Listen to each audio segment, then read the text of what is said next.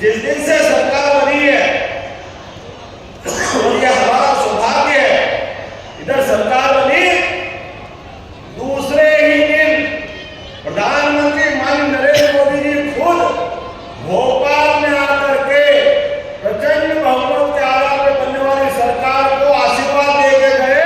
ये मध्य प्रदेश वालों का सौभाग्य है। ये हमारे लिए वर्तमान के दौर में, मोदी जी के युग में, उनकी भाषा में डबल इंजन की सरकार जो काम करने में आप असंभव लगते थे। आप बात सुनो या देखो तो अंग्रेजों के जमाने की जो व्यवस्थाएं थी, माननीय मोदी ने लाइन से दायर करते गए। ये हमारे आदिवासी अंचल का क्षेत्र टेकाम जी से लगाने के दोनों मंत्रियां बैठी है। हमारी राजा रानी जी, जोरदार तालियां बजाओ रानी जी के लिए, आपकी मंत्री है आज। अगर भाजपा की सरकार है तो राजा रानी जी मंत्री है, कोई और सरकार में नंबर ही नहीं आता।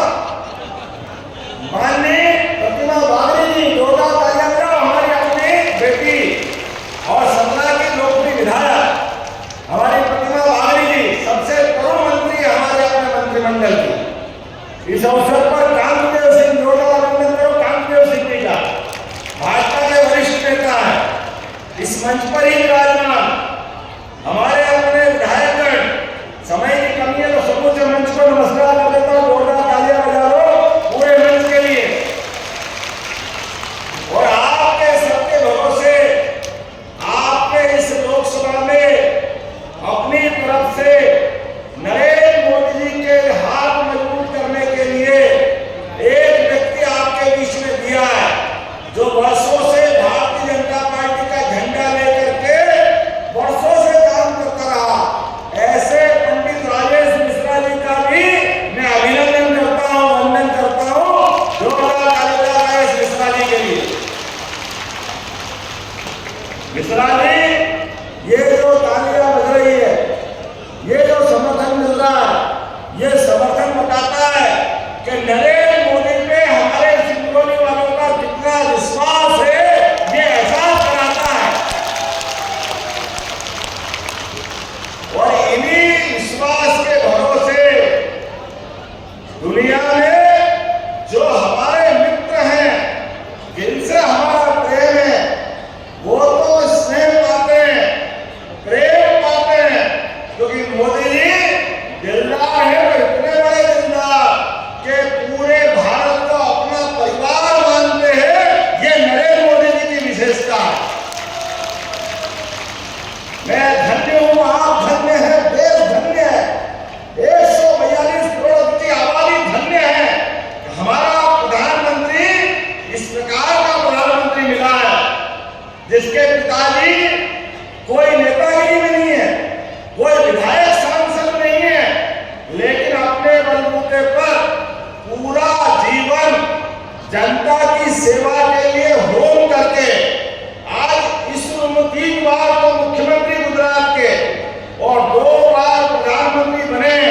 तो लोकतंत्र के इस नए प्रकार के आयाम में भारतीय संस्कृति की ध्वजा लहरा लहरा करके दुनिया को बता रहे हैं कि इस देश के भरतवंशी कोई सा काम वो नहीं कर सकते, हर काम को करने में सक्षम है और स्वाभिमान से जीने में भी सक्षम है।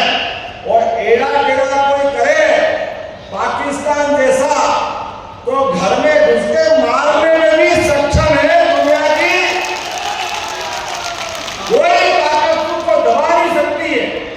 और एक बार भी, 2 बार, चाहे सर्जिकल स्ट्राइक हो, चाहे एयर स्ट्राइक हो, और भूले भटके हमारे भारतीय सैनिक जाके मारने जाए और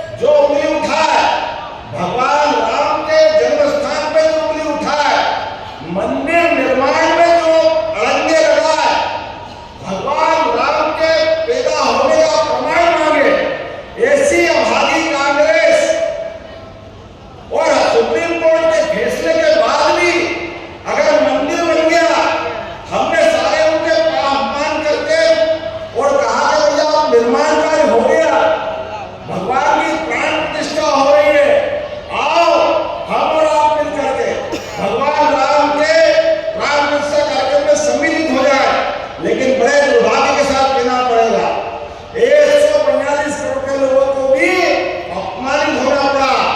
कांग्रेस के लोगों ने कहा हमको नहीं आना, हम नहीं आएंगे, आपका निमंत्रण ठुकरा दे। भैया बहुत अच्छी बात है, आप बहुत बड़े बाप बेटो हो, बहुत बड़े खानदान के लोग हैं, आपके परिवार में बड़े बड़े लोग प्रधानमंत्री रहे, लेकिन आपको इतनी समझ नहीं है कि ये देश राम के आधार पर चलता है, ये देश कृष्ण के आधार पर चलता है, ये महादेव की हर हर महादेव की जयकार लगाता है। आपने ठुकराया भगवान राम के प्राण प्रतिष्ठा का निमंत्रण, जनता भी आपको माफ नहीं करेगी। भगवान कृष्ण ने 5000 साल पहले अपनी उंगली पे सुदर्शन चक्र धारण किया था और कौरव पांडव के महासमर में भगवान ने बताया था कि धर्म मार्ग पे चलने की ताकत क्या होती है। भगवान कृष्ण ने आशीर्वाद दिया लोकतंत्र में, हमारी उंगली में वो ताकत भगवान कृष्ण की ताकत है। जिनने निमंत्रण ठुकराया हमारी उंगली दबेगी, ये सारे के सारे हमारे धर्म विरोधियों के ठिकाने लगेंगे। वो लगेंगे कि नहीं लगेंगे? नरेंद्र मोदी की सरकार बनेगी कि नहीं बनेगी? आवाज में से आना चाहिए नरेंद्र मोदी जिंदाबाद, नरेंद्र मोदी जिंदाबाद। आज परमात्मा की कृपा से सांस्कृतिक अनुष्ठान का पर्व चल रहा है। भगवान महाकाल की नगरी से आता हूं, क्या महाकाल का महालोक बना है? बोलो जय जय श्री महाकाल। हमारी संस्कृति पे सरकार बनती है, हम किसी को अपमानित करना नहीं जानते, लेकिन कोई हमारा अपमान करे तो हम चुप बैठने वाले नहीं हैं। ऐसे सारे मामलों के लिए अब समय कम है। आने वाले समय में मध्य प्रदेश को देश का नंबर 1 राज्य बनाने के लिए और देश को दुनिया का नंबर 1 देश बनाने के लिए नरेंद्र मोदी जी के नेतृत्व में और हम और आप सब मिले मन में संकल्प करें, किसी भी हालत में विकास के मामले में हम कोई भी कोई कसर बाकी नहीं रखेंगे। आज मुझे यहाँ आने पे कुछ बातें बताई है, कहा गया है कि यहाँ पे आने जाने के लिए रेल तो है, बस के साथ सड़क मार्ग भी अच्छे हो रहे हैं, लेकिन हवाई अड्डा बनाना है। तो मैं हवाई अड्डा बनाने की घोषणा करूँ कि नहीं करूँ? ताली वाली बजा के बताओ सिंगरौली हवाई पट्टी को आने जाने के लिए, एयरपोर्ट बनाने के लिए हमारी सरकार काम करेगी। जोरदार तालियां बजाओ।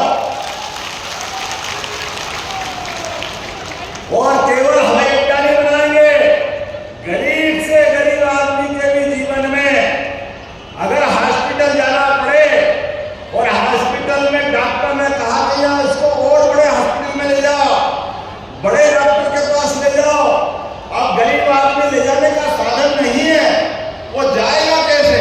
तो हमारी सरकार ने तय किया अब एयर एम्बुलेंस के माध्यम से गरीब आदमी को भी ये सौगात दी जाएगी कि वो अपने जान बचाने के लिए चिकित्सालय का लाभ ले सके। ये सरकार संवेदनशील सरकार है, ये सरकार सबकी इज्जत करने वाली सरकार है, ये सरकार माता बहनों की इज्जत करने वाली सरकार है।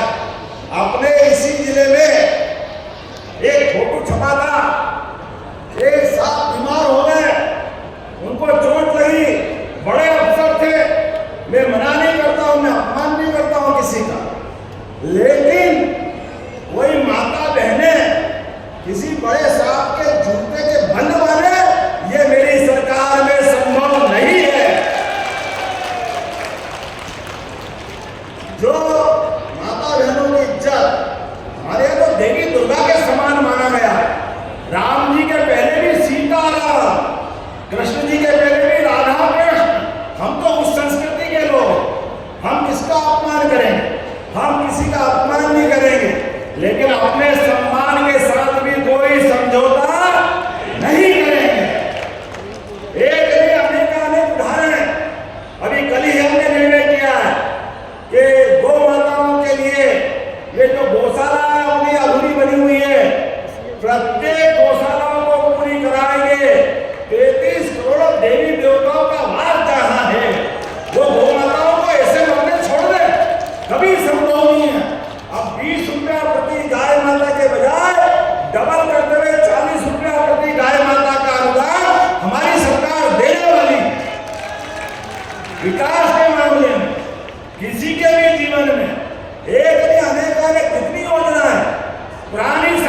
की, श्रीमान शिवराज सिंह चौहान की सारी योजनाएं बराबर चालू रहेगी, कोई योजना बदली होगी, सभी योजना जारी रहेगी।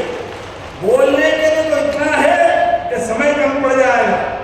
अभी मेरे पास एक स्टेडियम बनाने की घोषणा का पत्र आया है, चिंता मत करो, राजेश मिश्रा जी को जिताओ, आने वाले समय में स्टेडियम भी बन के मिलेगा। उपभोक्ता फोरम की बात भी कही है, उपभोक्ता फोरम बनाने में यद्यपि समय लगता है, मैं परीक्षण करूंगा और सिंगरौली को उपभोक्ता फोरम भी देने का हम घोषणा करते हैं। आपने कहा चाचर से जरहा, अरे बहुत सारे निर्माण कार्य लिखे, आपने जो लिखे लिए वो सब करने की घोषणा करता हूं, कोई भी काम बाकी नहीं रहे। ये एक और विधायक जी ने भी कुछ लिख के दिए थे। सामुदायिक केंद्र देवसर सिंगरौली नगर पंचायत, देवसर सिंगरौली में पूर्णकालिक अपर कलेक्टर कार्यालय एडीएम लेवल